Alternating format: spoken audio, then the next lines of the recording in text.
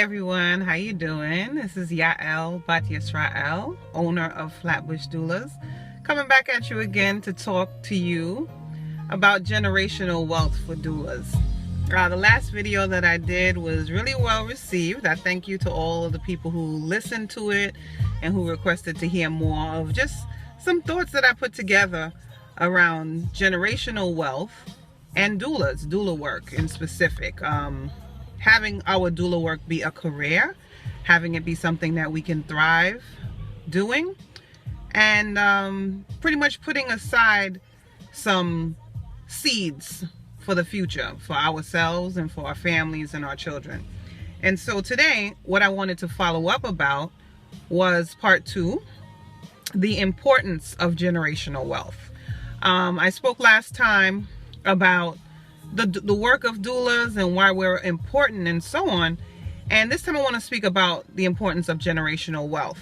Not just money that you have for today and money that you can go to the grocery and put gas in your car, but knowing that the next generation, your children and their children, will be taken care of based on the wealth that you're putting aside today.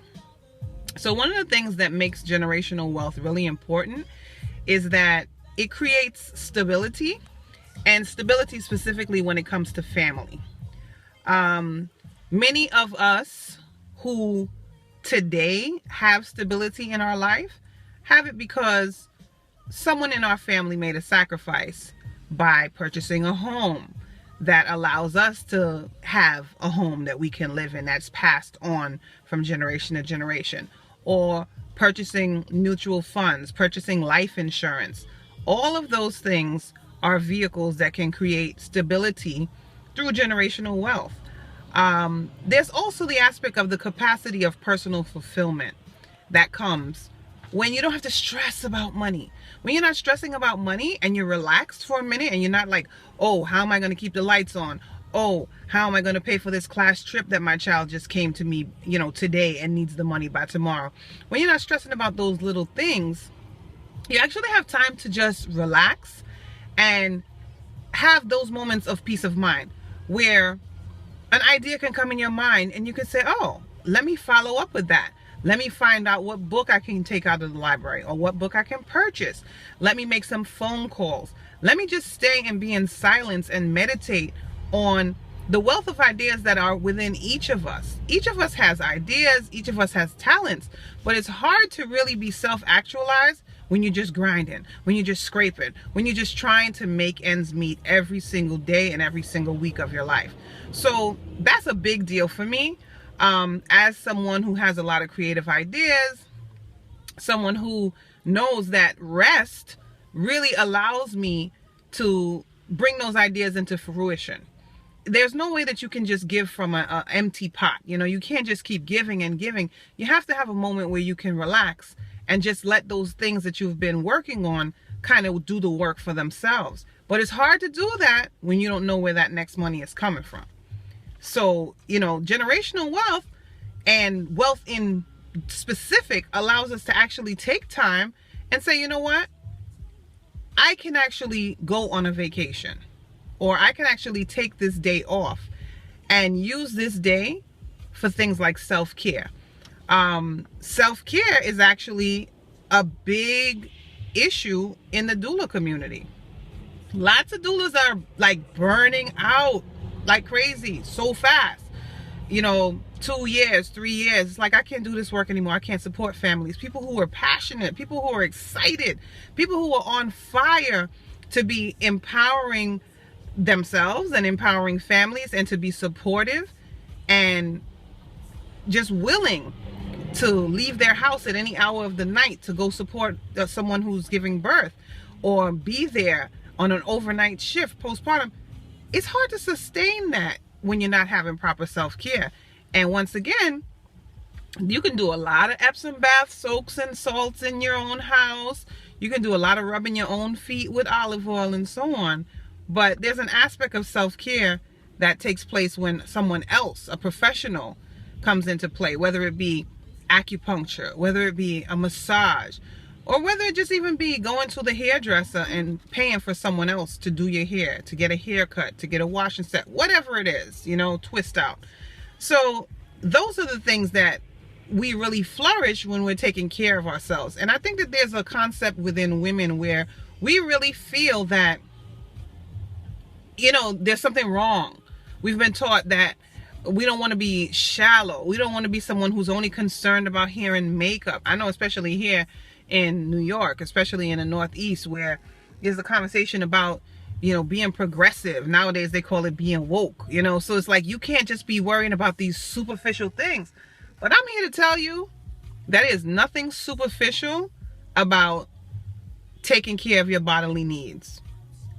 When you take care of your outer temple, okay, and I do refer to my body as a temple, okay, for the true and living God to actually dwell and reside. Now, there's some people who you may not have those spiritual beliefs. That's fine. You know, you may call it something else, but you're important and your body is important. And this is the house that you're going to live in while you're here on this planet.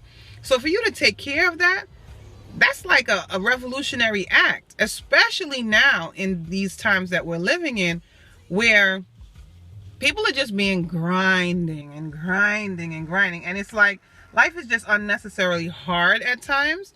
So for you to actually say, you know what, I'm gonna jump off this wheel for a minute, and I actually have the saving capacity to do that. I have the money saved, or I have a vehicle where I'm making money when I'm not physically there. Okay, residual income and things of that nature. That's all part of the base for generational wealth.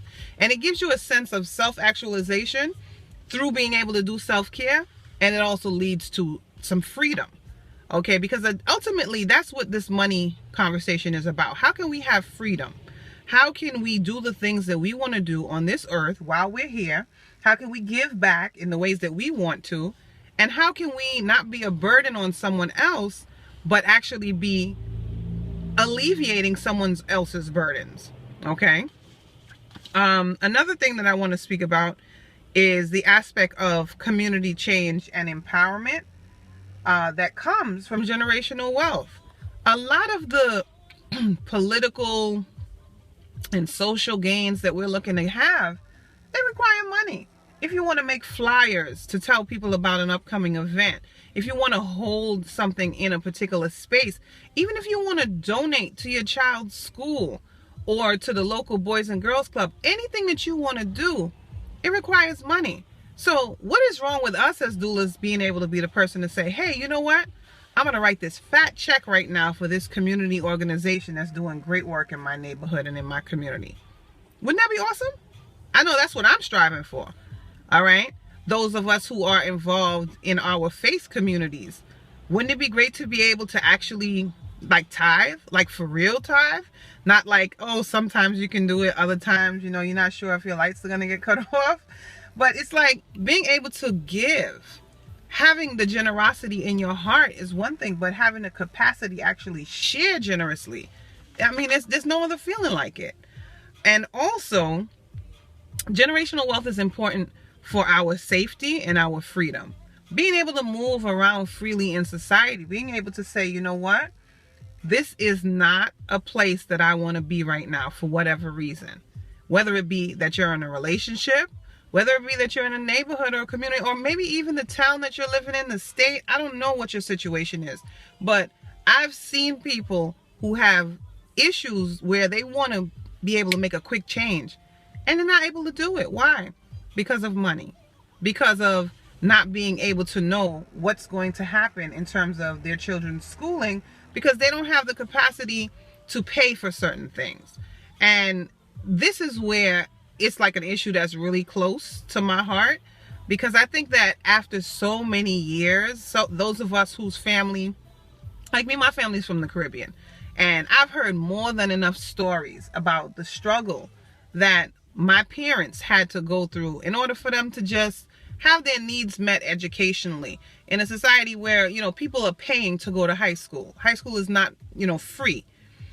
And for us now to turn around and to have what, you know, we call all these opportunities, and then not be able to take those opportunities on because of money or because of our views around money, You know, I'm that woman, you know, that used to be that girl that used to be like, hey, I'm just chill. Let's sit on this handlebars of this bicycle. And, you know, I don't need much. I'm going to be your ride or die. I'm going to be the home girl, the down girl, all of that. And at the same time, what is so wrong with you being able to actually enjoy wealth? What is so wrong with you being able to say, you know what? I do have some standards. I do want to have a certain amount of money in a bank account, a certain amount of money that I have in a savings vehicle, a certain amount of money in a retirement account, a certain amount of money in trust for my children. So I think that there's certain ideas that have been really promoted, especially in the cultural community, that, you know, money is the root of all evil. Capitalism is wickedness. There's so many things that we have ingested, and we've become, you know, we're walking around with these slogans and these billboards inside of us about money. And guess what? It's not that I'm telling you money is going to make you happy. That's not going to make you happy. If you're an unhappy person and you have other things that you need to work on in your life, money's not going to solve that for you. But I tell you one thing, if you're unhappy and you don't have money, you're going to be a whole lot more unhappy. And I'm going to just leave it right there for this session of Generational Wealth for Doulas. Just some thoughts that I put together, some things that I want to discuss, some things that I'd like to see us